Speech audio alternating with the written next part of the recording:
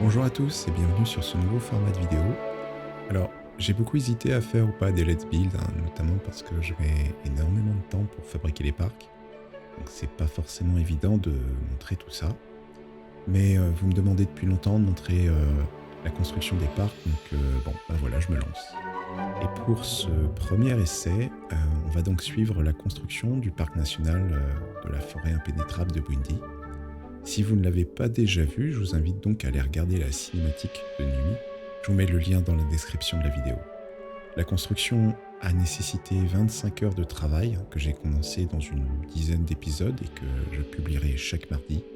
Donc n'oubliez pas de vous abonner à la chaîne et d'activer la cloche pour ne rien rater. Et avant que j'oublie, dites-moi en commentaire quelle langue vous parlez, français, anglais, portugais ou bien une autre langue.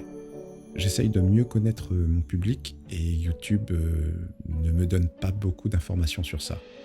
Donc voilà, je crois avoir fait le tour, donc maintenant on peut démarrer ce premier épisode.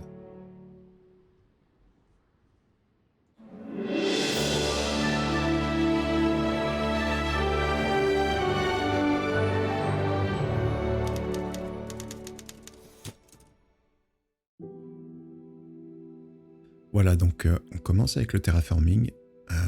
C'est toujours une étape un peu pénible parce qu'elle est assez longue, et particulièrement avec le type de parc que je veux faire. Et aussi parce que les outils de frontière, on va pas se le cacher, sont pas forcément les plus efficaces. Voilà. Donc je ne l'ai pas montré à l'écran, mais la première étape avant de démarrer réellement le parc, c'est d'aplanir toute la carte. Alors pourquoi ? Eh bien, parce qu'on peut ensuite la retravailler plus facilement. L'idéal, c'est même de préparer à l'avance vos cartes et de les enregistrer ensuite pour pouvoir les réutiliser plus tard. On a plusieurs manières de faire ça. Personnellement, j'utilise la technique de l'eau en noyant totalement la carte. Ça aplanit presque tout le terrain et c'est super rapide.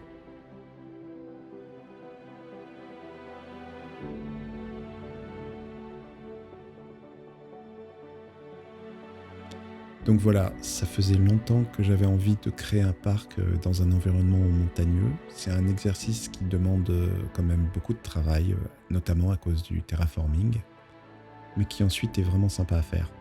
Le relief va nous aider énormément à créer de l'intérêt dans la visite et à ajouter du réalisme au décor. Pour ce qui est de la végétation, à l'origine, je voulais plus travailler quelque chose d'un peu plus nordique.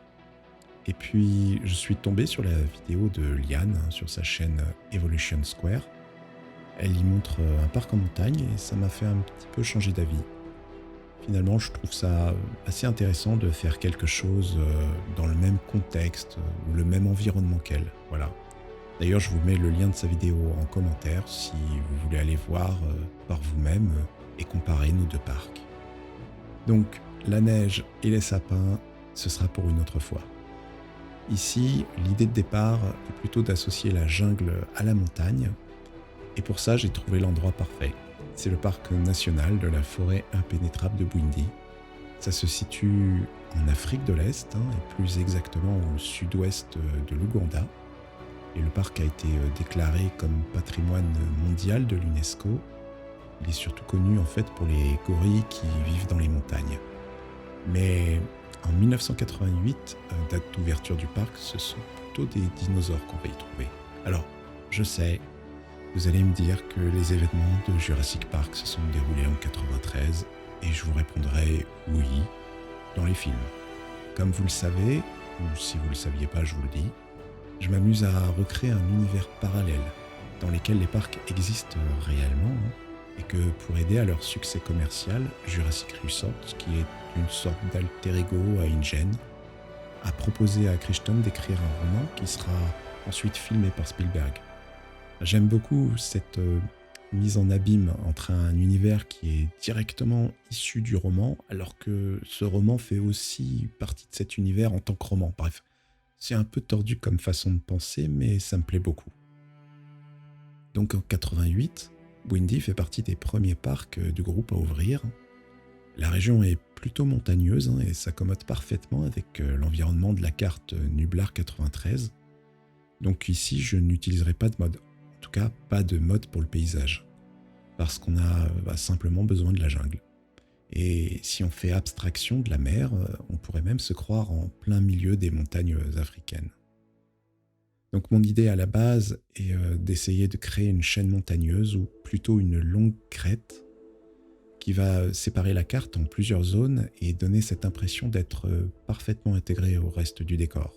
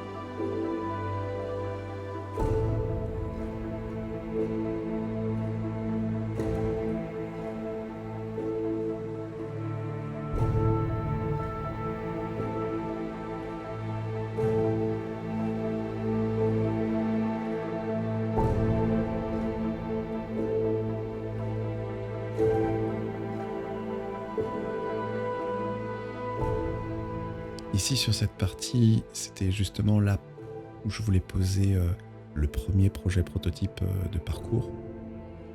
Donc je vais creuser en fait au final pour faire comme une sorte de cuvette et faire remonter les véhicules le long de ma petite montagne que j'ai accolée au bord du village.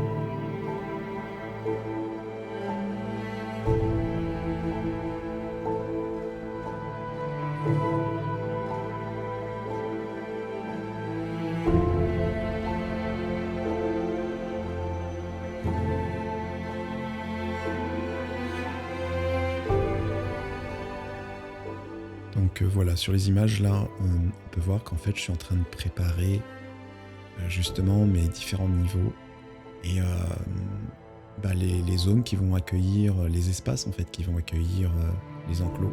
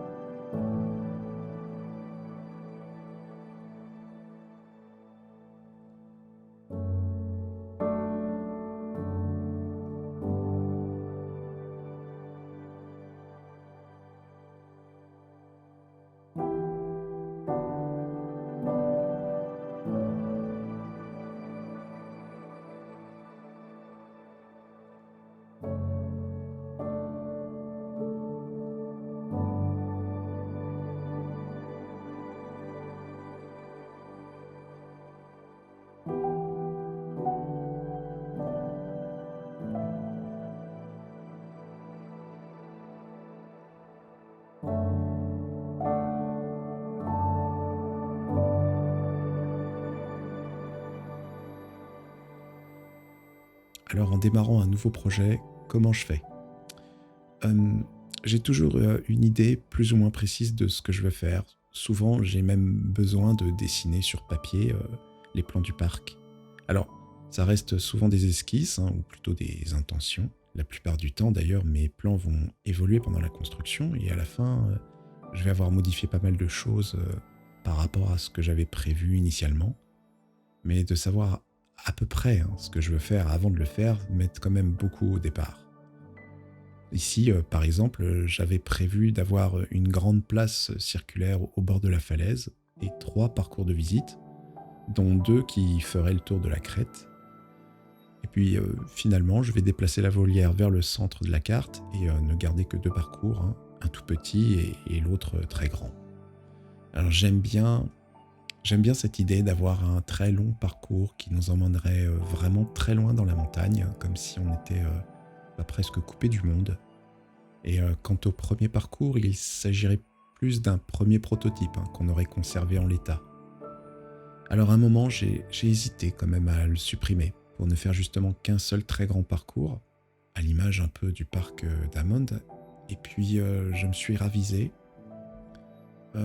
parce que finalement, je trouve que cette imperfection apporte une touche de réalisme à la manière dont le parc a été organisé dans le temps.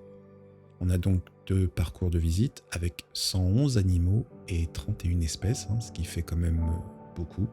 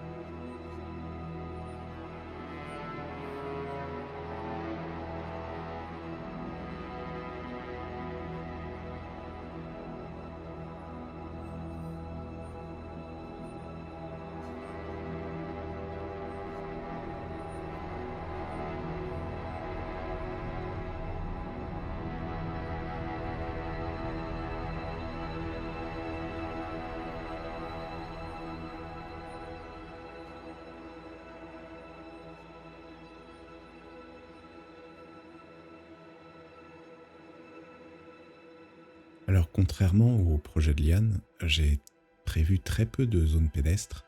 Je le regrette un petit peu parce que j'aime beaucoup en fait sa manière d'organiser les déplacements au sein de sa carte.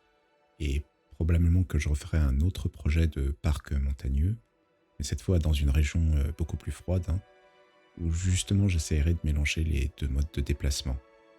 Mais ici, je voulais plus créer une sorte de bulle perdue au milieu de la montagne. Donc le village est coincé entre falaises et montagnes. Voilà.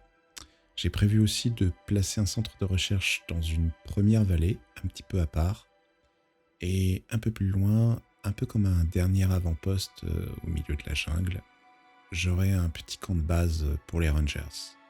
Voilà, donc à ce stade de la construction, j'ai pas encore réellement décidé comment j'allais organiser de façon précise les enclos, ni d'ailleurs quel type d'animaux j'y placerai.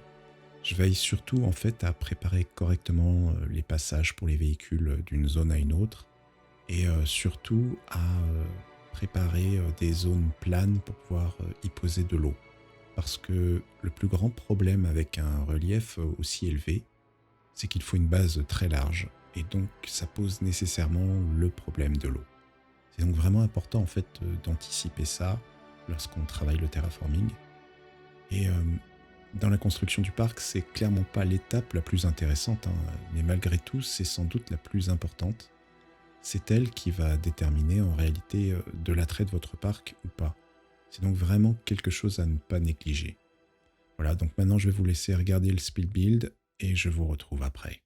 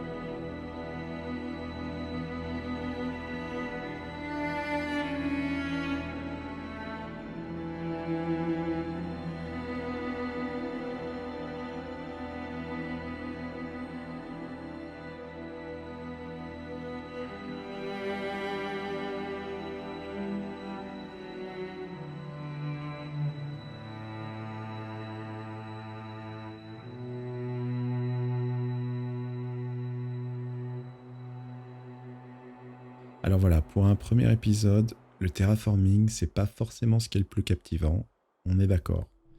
Mais personnellement, je trouve ça toujours intéressant de revoir le relief sans végétation de son parc et de le comparer avec le résultat final. J'ai l'impression que ça peut aider en fait à se projeter quand justement on est encore sur cette étape un peu difficile. Dernière chose, je voudrais ajouter un épisode bonus à la série avec une visite immersive du parc en pleine journée. Mais j'hésite beaucoup entre parcourir librement le parc en jeep et pouvoir aller au plus près des animaux, ou bien suivre les parcours comme n'importe quel visiteur lambda et prendre le risque de rater ceux qui pourraient se cacher. Alors, dites-moi en commentaire ce que vous aimeriez qu'on fasse, la visite en Ford Explorer ou bien en Jeep. Voilà, dites-moi. Sur ce, on va s'arrêter ici. Dans le prochain épisode, on pourra s'attaquer à la construction du village et sera sans doute un peu plus intéressant visuellement. Donc je vous dis à mardi prochain, portez-vous bien, bye bye.